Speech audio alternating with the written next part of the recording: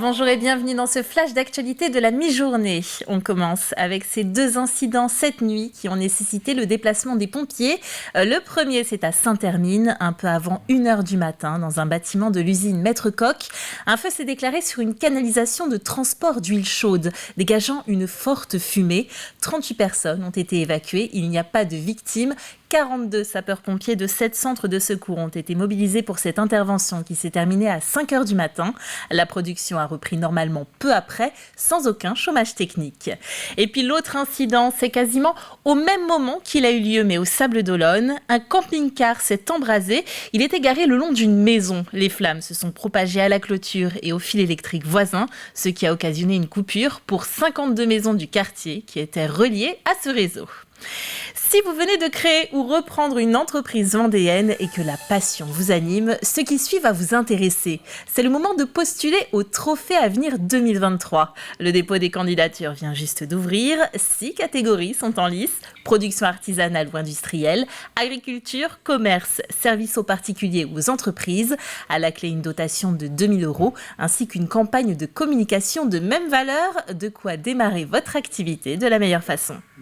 Il faut de l'envie, il faut de la dynamique.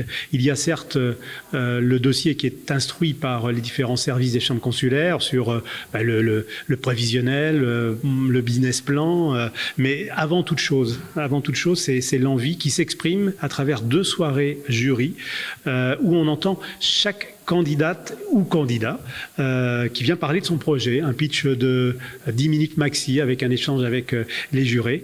Et c'est par ce biais-là que justement on désigne les lauréats. Le dossier est à retrouver sur lestrophéavenir.fr et les présentations se feront début mars. Les déplacements devraient être un peu plus simples pour les personnes isolées de Sud-Vendée Littoral. La communauté de communes vient de recevoir un minibus publicitaire de 9 places qui va sillonner le territoire pour assurer, par exemple, les allers-retours aux entraînements sportifs des jeunes ou encore les activités des seniors. Un transport financé en partie par 26 entreprises locales qui s'affichent en contrepartie sur le minibus. Ce n'est pas une première pour les alentours de Luçon, mais l'utilité publique du premier minibus communautaire lancé en 2016 en a justement motivé l'acquisition d'un second.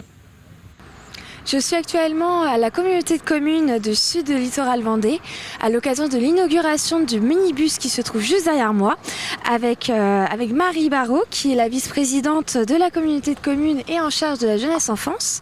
Alors comment ce projet est-il né ?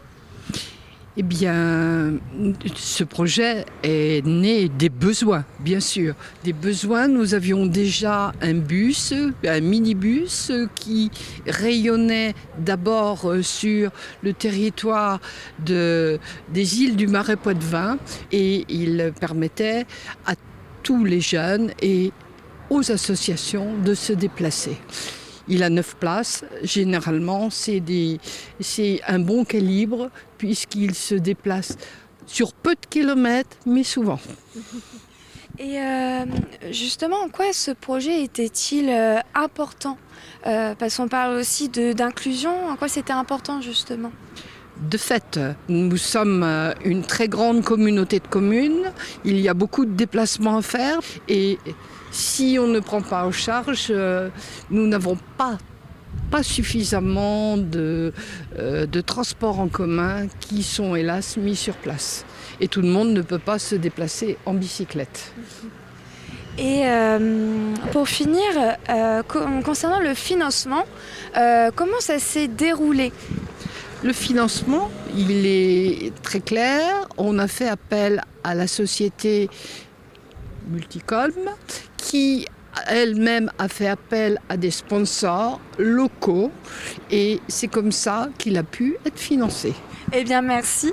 Alors comme on peut le voir, le minibus est déjà en service depuis les vacances de la Toussaint et dont les centres de loisirs ont pu le tester.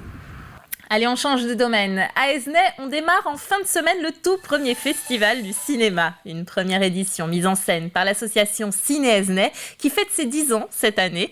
Elle a sélectionné 15 films et préparé de nombreuses animations. Ça s'appelle Des rires aux larmes et ça se passe du 11 au 13 novembre. Donc notre objectif, ça a été de susciter des émotions et donc nous les avons choisis pour qu'ils puissent convenir à tout le monde, donc des comédies, des drames, convenir à tous les âges, à partir de 2 ans et demi, 3 ans, jusqu'à pas d'âge, et convenir à tous les publics, des plus cinéphiles aux personnes ne venant pas souvent au cinéma. Au cours de ces 3 jours, donc, sont prévues des rencontres avec des professionnels du cinéma, des films bien entendu, mais aussi des ateliers pour initier par exemple au bruitage ou au stop motion. Une journée d'atelier gratuit dédiée aux enfants est organisée ce mercredi sur inscription auprès du Cinétoile. Et pour en savoir plus, rendez-vous sur la chaîne YouTube de TV Vendée pour voir la Vendée en direct de ce lundi consacré au festival. Et si vous êtes plutôt cinéma, la Tranche-sur-Mer vous tend les bras. Depuis samedi jusqu'au 12 novembre, les troupes de théâtre amateurs se succèdent sur les planches du pôle culturel. Venues de Benay, Tiffauges, Mouilleron le Captif, mais aussi Guérande, Pornic ou encore Rennes. Elles sont une quinzaine à s'affronter pour tenter de décrocher le grand prix de la Tulipe d'or de la meilleure pièce. Le reportage de Grégoire de Châtillon. Dans moins d'une heure, cette troupe jouera pour la 14e fois sa pièce « Folie dansante ». Et c'est quand on est là que tu vas pouvoir après petit à petit baisser la musique. Dans les loges, ces comédiens amateurs venus du pays de Ré sont autant déjantés que dans la pièce. Ha! Ha! Une comédie déjantée au service de la folie. L'heure de la révolte est venue! Tous aux barricades! Et c'est une pièce qu'on a écrite, donc une pièce coécrite et voilà, qu'on a le plaisir de jouer ici et ailleurs. Une pièce qui a un fond sérieux, sur lequel on amène beaucoup de légèreté et de plaisir à la jouer pour donner un peu de bonheur à ceux qui nous regardent. On se refait pas! Peut-être qu'avec le temps, tu aurais pu faire quelques efforts d'intégration, non, tu ne crois pas? Ouais, c'est pas que je m'ennuie, mais moi, j'y vais! C'est la 15e édition des Tréteaux de l'automne à la Tranche-sur-Mer. On essaye d'abord de privilégier tous les genres du théâtre. C'est-à-dire, ça peut être un vaudeville, ça peut être des amants dans le placard, vous voyez ce que je veux dire, ça peut être parfois des biographies d'hommes célèbres, ça peut être des pièces, on va appeler ça militantes, ou des pièces modernes, ou des pièces classiques. Place à la diversité des genres pour ce festival gratuit de théâtre amateur. Depuis 2008, plus de 100 pièces de théâtre ont été jouées dans le cadre de ce festival à la Tranche-sur-Mer. Fin de ce flash, on se retrouve à 18h pour un tout nouveau journal. Bel après-midi.